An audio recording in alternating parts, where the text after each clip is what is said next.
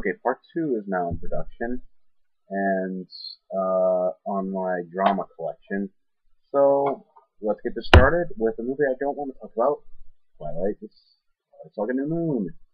This is the only Twilight Saga movie I have, and I do not plan on getting the others because, yeah, I really need to talk about this more. No, I don't. Okay. No Country for Old Men. Now, well, what I've heard from this movie, I've heard from a lot of people say it's more like a thriller and stuff like that. But what I've seen from the trailer for it, it kind of looks like something like that. I recently just picked this up not too long ago, and um, really nothing else to say about it. But it does look really, does look like a really great movie. But I'll check it out sometime. Yeah. Passion of the Christ. Great movie. It's probably become probably one of my favorite films of all time. Okay, not that I'm saying that it's great because it's got beat up and stuff like that. It tells the story really, really well, and it's a really powerful movie. It's one of the best movies I've seen in a long time, and one of the most powerful movies. And it's pretty much crying throughout the whole thing. I wanted to call this bad because of the fact that I'm like, why did they make this movie? Why did they want to show them beat up Jesus and stuff like that? But then my perception was wrong. Mel Gibson, he's a great actor and a great director. He did this really well. The shots were really great. The story was really great. The acting was superb. Although it's foreign language, so I never knew that until because you know how some trailers for foreign movies don't show like the dialogue and stuff. But yeah, this is one of the most powerful movies I have ever seen. But this is a great movie. This is really great, but really disturbing parts. If you go to church, you'll probably cry throughout this whole movie. It's really, really powerful, and you will cry. Okay, since it's Veterans Day, that I'm recording this, Saving Private Ryan. It's really superb, really, really great. I watched this today, and it's Veterans Day today, so yeah, this is a great movie. Would I say it's better than Black Hawk Down? Well, I still think Black Hawk Down to me is a little bit better, but mostly because this one is kind of a bit too long. Yeah, it's pretty much close to 3 hours long. Not that I'm saying that's a bad idea, because it's a Steven Spielberg film. He makes a lot of over 2 hour films, but it's a Spielberg film. It's terrific. I really love these war stories and stuff. The things that happen in war. Yeah, set in World War II era, and this is really, really great. One of my top 10 favorite Spielberg films of all time. But yeah, give this a shot. It's one of the best you've ever done. Seabiscuit, another really great movie. I showed this in an update a while ago, and this not a really big horse person or big horse sports fan, but yeah, this is kind of a little bit of sports, but okay, I'm not a big sports fan or anything, but I just wanted to give this movie a shot, see what my thoughts were on this. So I watched the trailers and gave it a shot, and I thought it was very beautiful. It's very beautiful, really unforgettable. It's it's probably up there with not really one of my favorite movies of all time, but if I give it a couple more shots, it probably could be. But yeah, check this out. But it's kind of a bit slow in parts. One of my favorite films of all time, close to my number one, The Shawshank Redemption. Of course, everybody knows this is a great movie. It's been great ever since. And uh, it, Stephen King's book was called a different name.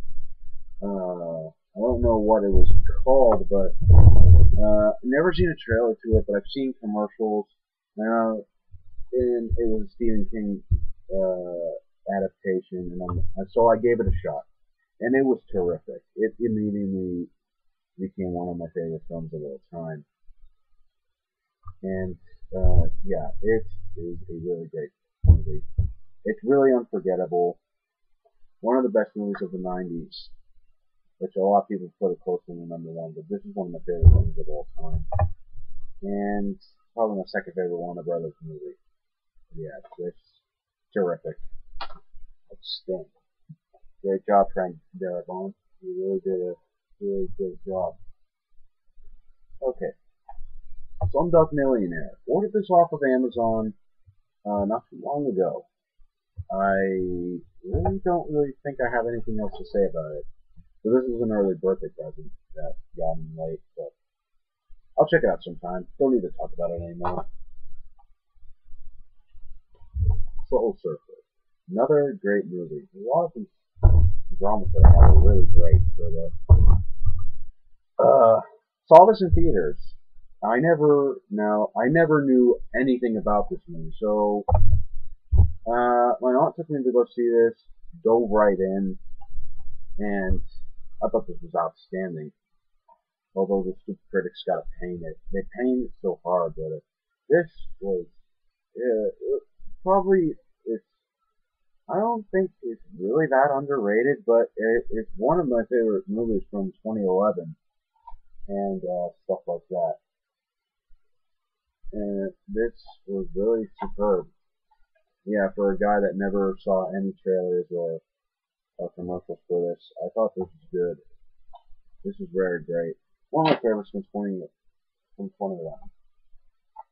The Town. From the studio that brought us from The Departed. Not as good as The Departed, but there was just something that didn't make it as good as The Departed. But it's still a great movie. But uh, there was just something. There's just something in this movie that just wasn't nearly as good as The Departed. But yeah, also another one of the best films from 2010. But Ben Affleck. He's a really great director. He's a great actor. Not a huge fan of him, but this is definitely worth watching. One of the best. It's in my top 10 of movies from 2010. Twister. Not perfect, but I really do love this movie. And it was considered a box office flop. And the only reason how this became a really big success was its effects. The effects in this are really outrageously great. The acting is not as good, but I really loved the sound and the effects in this movie. This is one of the reasons why I really love this movie. It's from the director of Speed and the producers of Jurassic Park. But yeah, I don't really know why a lot of people hate this, but I really do love this movie. It was one of my favorites from the '90s. I've got two more left for my drama collection. Walk the Line, excellent movie. Biopic from Johnny Cash. Not a big fan of him, but never really listened to them because I'm not a big country guy. But this is really superb. I don't watch a lot of biopics because sometimes they bore me, but this is really excellent. Excellent story, excellent acting. The music is really heart touching. The music will really blow you away in this.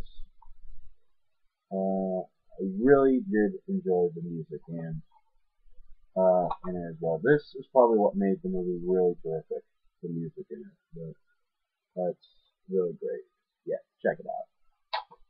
Okay, last movie, Wall Street Money Never Sleeps. I do not have the first movie, but I don't know why I didn't get the first movie before I got this. But I heard it was not as good as the first Wall Street. But I decided to give it a shot, and I don't call it bad, but it is okay. But whoever is watching this, and you're watching this part now, yes, uh, I know I probably should have seen the first movie before I got this, but I just wanted to give it a shot, see what my perspectives were.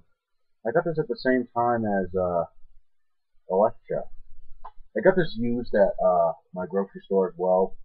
It skipped ahead a little bit, but the disc was fine, but just skipped ahead a little bit.